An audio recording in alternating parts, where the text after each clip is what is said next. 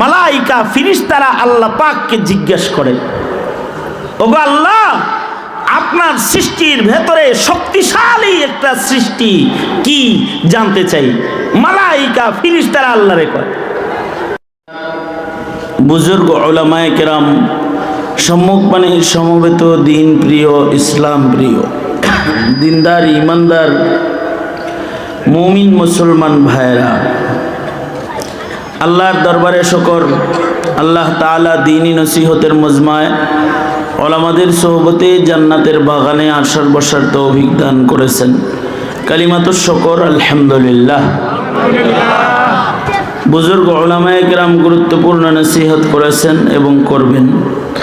বরকতের নিয়তে আপনাদের সামনে কিছু বলার ইরাদায় বসে গেছি।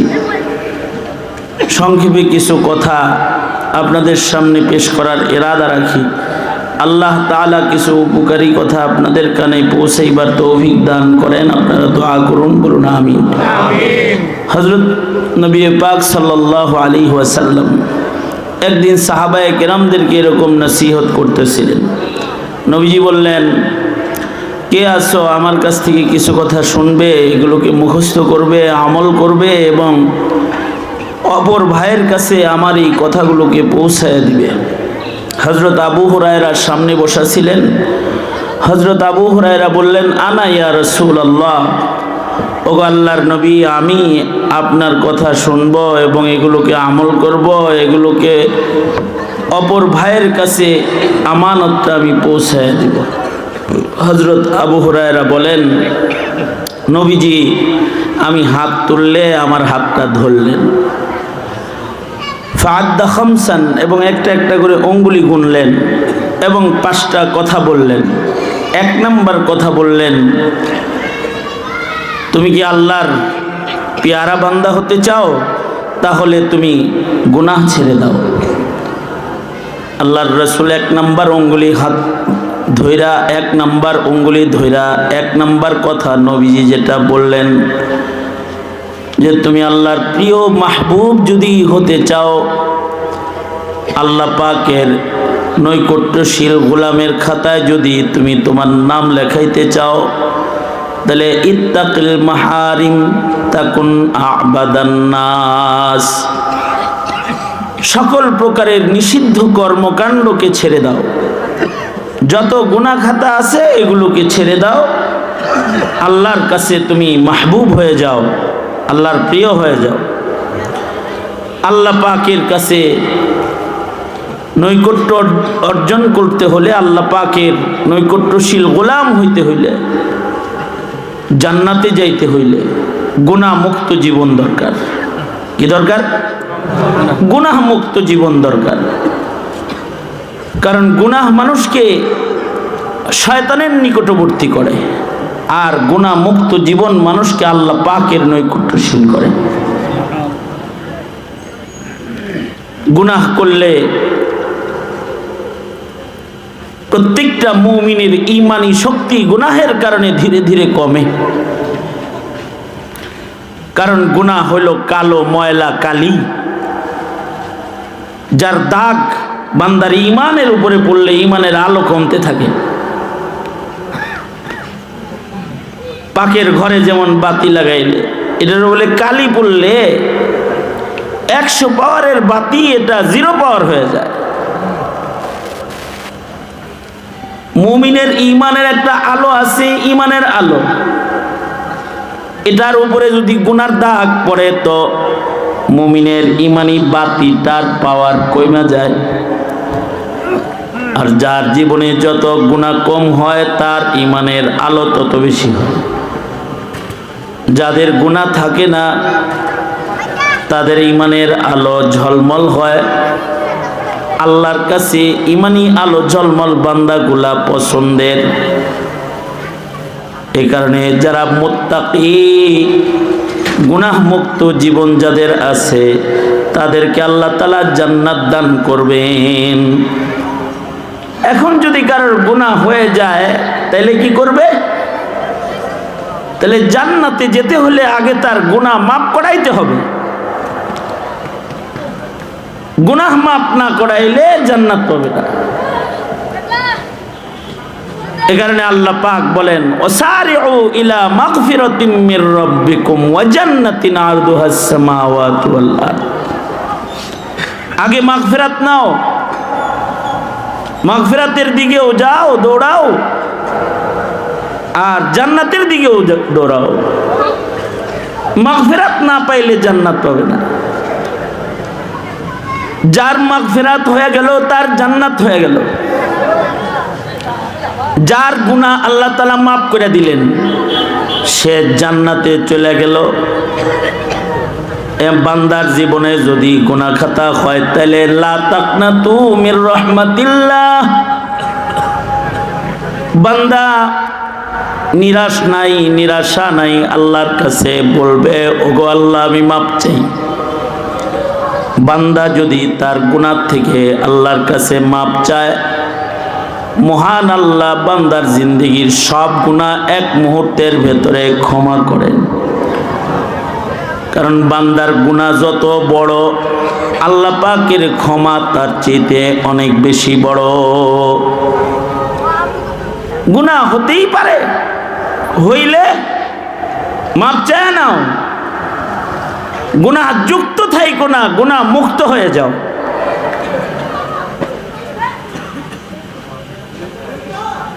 গুনাহ যুক্ত থাকলে ঈমানের আলো নষ্ট হবে।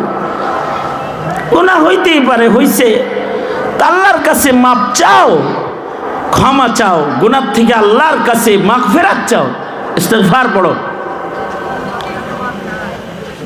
সহজ একটা কাজ, আল্লাহর কাছে নত হয়ে বলা, আয় আল্লাহ আমার ভুল হয়ে গেছে, আপনি আমার মাফ করে দেন। এতটুকুন কথা যদি কেউ বলে, মহান আল্লাহ বান্দার উপরে খুশি হয়ে যায়। তার যদি অনেক গুনাহ থাকে, মহান আল্লাহ তাও বান্দাকে মাফ করে দেয়। আর তওবার পরে গুনাহ থেকে তওবা করে গুনাহ মুক্ত জীবন যারা আপনি নিল তারা জান্নাতি হয়ে গেল। কারণ জান্নাতের ওয়াদা উইদ্দাত লিল মুত্তাকিন, মুত্তাকি বান্দা যারা, তাদের জন্য আল্লাহ পাক জান্নাত প্রস্তুত করেছেন। জান্নাতটা প্রস্তুত করা হয়েছে তাকওয়া খোদা ভীরু গোলামদের জন্য। খোদা ভীরু গোলামরা, আল্লাহর ভয় যাদের ভেতরে রয়, তারা গুনাহ মুক্ত রয়, গুনাহ থেকে তারা নিজেকে বাঁচায় রাখে। খোদা ভীরু গোলামদের আরো কিছু সিফাত, আল্লাযীনা ইউনফিকুনা ফিস সাররাই ওয়াদ দাররা। খোদা ভীরু গোলামরা দানশীল হয়, সাদকাকারী হয়। যারা আল্লাহকে ভয় করে তারা সাদকা করে। বখিল যারা, বখিল যারা, তারা জান্নাত থেকে দূরে। আর সখী যারা, দানশীল যারা, তারা জাহান্নাম থেকে দূরে। কারোর ভেতরে যদি সাখাওয়াতের গুণ থাকে, দানশীলতার গুণ থাকে, কারীবুম মিনাল্লাহ, যারা দানশীল, আল্লাহর দিকে দৌড়ে কাছে যাওয়ার একটা তরিকা হলো সাদাকা। আস-সাখিয়্যু কারীবুম মিনাল্লাহ, সখী সে আল্লাহ পাকের কাছাকাছি। কারীবুম মিনাল জান্নাহ, জান্নাতের কাছাকাছি। সখী ব্যক্তি জাহান্নাম থেকে দূরে, বাঈদুম মিনান নার। আর যারা বখিল তারা বাঈদুম মিনাল্লাহ, আল্লাহ থেকে তারা দূরে। বাঈদুম মিনাল জান্নাহ, জান্নাত থেকেও তারা দূরে। তাহলে কেউ যদি জান্নাতের দিকে আগাইতে চায়, কেউ তারা দূরে। তাহলে কেউ যদি জান্নাতের দিকে আগাইতে চায়, তাহলে জান্নাতের দিকে আগানোর তরিকা হলো আল্লাযীনা ইউনফিকুনা ফিস সাররাই ওয়াদ দাররা, সচ্ছলতা অভাব, আলোতে আধারে, গোপনে প্রকাশ্যে সব জায়গায় সে সাদাকা খায়রাতের আমল করতে থাকবে। যার ভেতরে সাদাকার গুণ যত বেশি হবে, সে সাদকার দৌড় দিয়া আল্লাহ পাকের কাছাকাছি চলে যাবে। কারণ মুমিনের আমলের ভেতরে সাদাকার পাওয়ার অনেক বেশি। মালাইকা ফিরিস্তারা আল্লাহ পাককে জিজ্ঞেস করে, ওগো আল্লাহ, আপনার সৃষ্টির ভেতরে শক্তিশালী একটা সৃষ্টি কি জানতে চাই। মালাইকা ফিরিস্তারা আল্লাহরে কয়, আল্লাহ, আপনার যত মাখলুক আছে এর ভেতরে সবচেয়ে শক্তিশালী মাখলুক কি, তার নাম জানতে চাই। আল্লাহ তাআলা বললেন, আমার সৃষ্টির ভেতরে শক্তিশালী মাখলুক হলো পাহাড়। দেখো না, পাহাড় দিয়া জমিনকে মজবুত করে আমি আটকায় রেখেছি। পাহাড় শক্তিশালী সৃষ্টি আমার। ফিরিস্তারা বলে, ওগো আল্লাহ, এই পাহাড়ের চাইতেও শক্তিশালী কিছু কি আপনি বানাইছেন? আল্লাহ বললেন, হ্যাঁ, পাহাড়ের চাইতেও শক্তিশালী একটা সৃষ্টি আমার আছে। তার নাম কি? এটা হলো লোহা। লোহা লোহা দেখো না, লোহার দ্বারাই মানুষ পাহাড় কেটে ফেলে। পাহাড় শক্তিশালী, পর্বতমালা শক্তিশালী, কিন্তু এই পর্বতমালার চাইতেও শক্তিশালী বস্তু লোহা। যে লোহা দিয়া মানুষ পাহাড় কেটে ফেলে, পাহাড় কাটা যায়। ফিরিস্তারা বলে, আল্লাহ, লোহার চাইতেও শক্তিশালী কোনো কিছু কি আপনার সৃষ্টির ভেতরে আছে?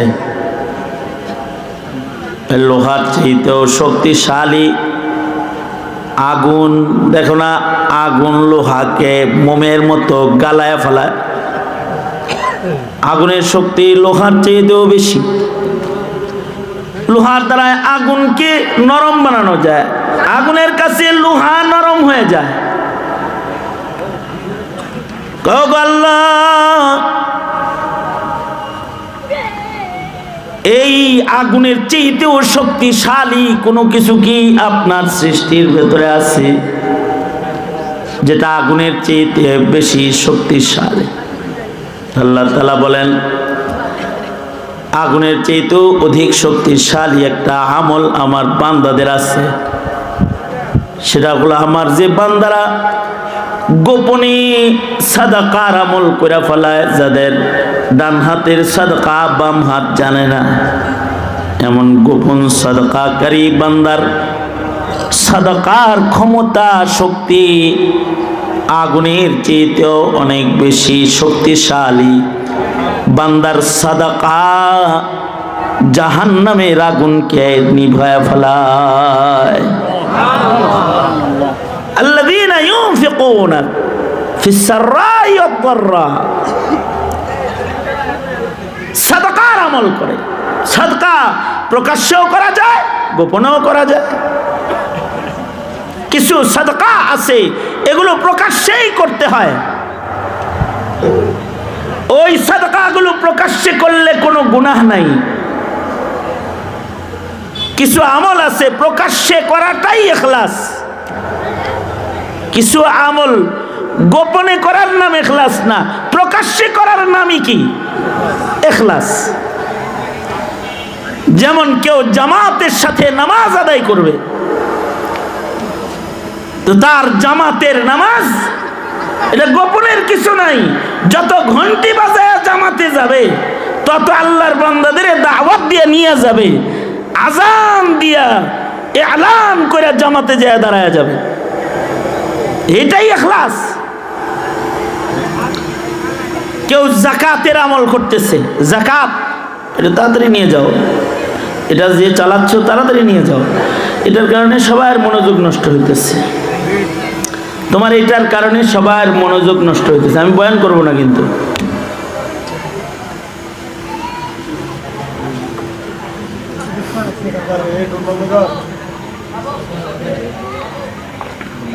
এই যে সবার মনোযোগ গেল না শেষে। আমি কিছু কথা বলতেছিলাম, এই কথার প্রতি যে একটা মনোযোগ ছিল, মনোযোগ শেষ। আচ্ছা বলেন, আবার তোমার কথায় আমি ওয়াজ করবো, তুমি কথা কাউকে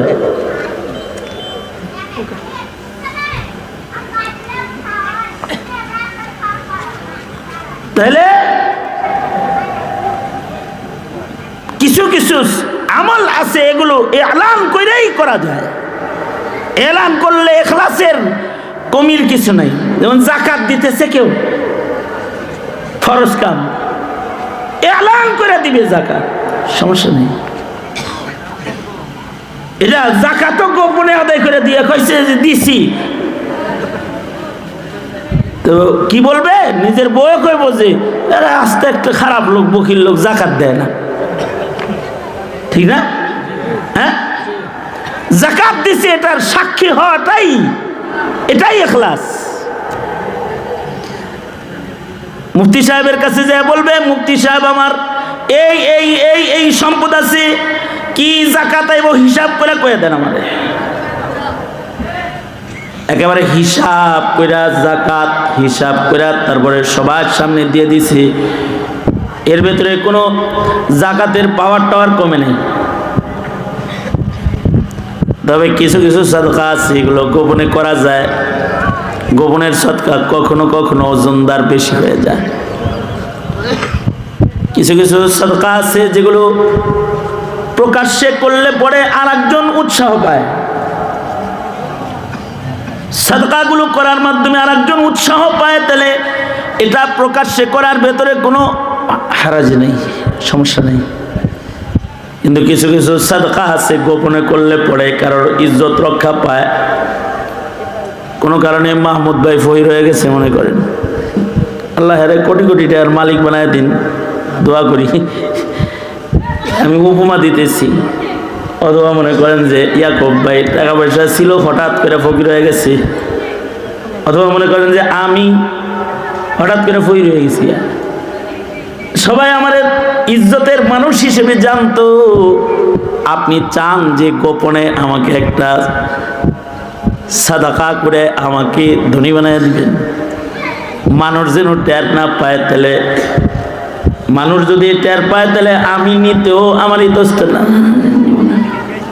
উনি বলবেন যে না, লাগবো না, লাগবো না, লাগবো না।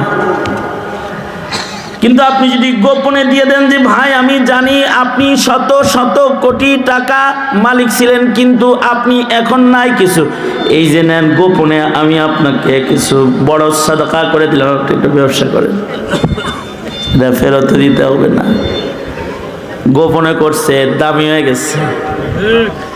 একেবারে ছোট্ট একটা সাদাকা করছে, কিন্তু গোপনে করছে, এমন ভাবে গোপনে করছে যে গোপনীয়তাটা তার জন্য উপকারী, যাকে গোপনে করছে তার জন্য উপকারী। তাহলে এটা গোপনে করা ভালো। মুরাদনগর দাওরাহ হাদিস মাদ্রাসা যাকাত লাগে প্রতিদিন 50,000। প্রতিদিন যদি 50,000 যাকাত হয়, তাহলে মাসে কত টাকার যাকাত আসে? এত টাকার যাকাত লাগে। আপনি যদি গোপনে যাকাত দেন, তাহলে আর একজন যাকাত দেওয়ার উৎসাহ পায় না। আর যদি আপনি দিয়ে দেন, তাহলে আপনার ভাই চিন্তা করবো, হ্যাঁ বড় ভাই দিল আমিও দিই। আপনার ভাতিজা চিন্তা করলো, উনি দিল আমিও দিই। দানের একটা প্রতিযোগিতা হইল, তো ওই প্রতিযোগিতার আলাদা একটা সব আছে। খেলার প্রতিযোগিতা,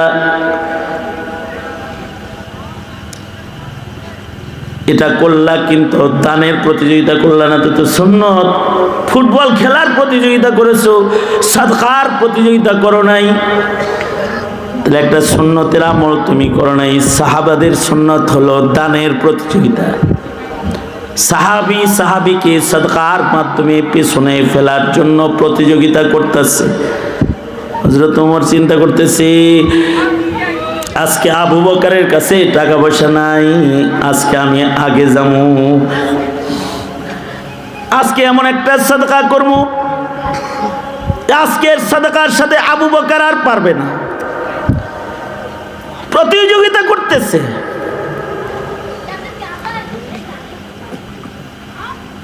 কত বেশি সাদকা করতে পারে এর জন্য প্রতিযোগিতা। বেশি সাদকা কইরা বেশি কাছাকাছি হয়ে যায় আল্লাহ পাকের। আল্লাযীনা ইউনফিকুনা ফিস সাররাই ওয়াদ দাররা, যারা সাদকাকারী হয় তারা আল্লাহর নিকটতম হয়ে যায়, তারা জান্নাতের কাছাকাছি চলে যায়। যারা বখিল হয় তারা বাঈদুম মিনাল জান্নাহ, জান্নাত থেকে দূরে চলে যায়। বাঈদুম মিনাল্লাহ, আল্লাহ থেকে তারা দূরে চলে যায়। তাহলে আল্লাহর নৈকট্যশীল হওয়ার, আল্লাহর কাছাকাছি যাওয়ার আগে আগে জান্নাতে যাওয়ার একটা আমল হলো অধিক পরিমাণে সাদাকা খায়রাতের আমল করা। সচ্ছল হালতেও সাদকা, অভাবের হালতেও সাদকা, দিনের আলোতেও সাদকা, রাতের আধারেও সাদকা।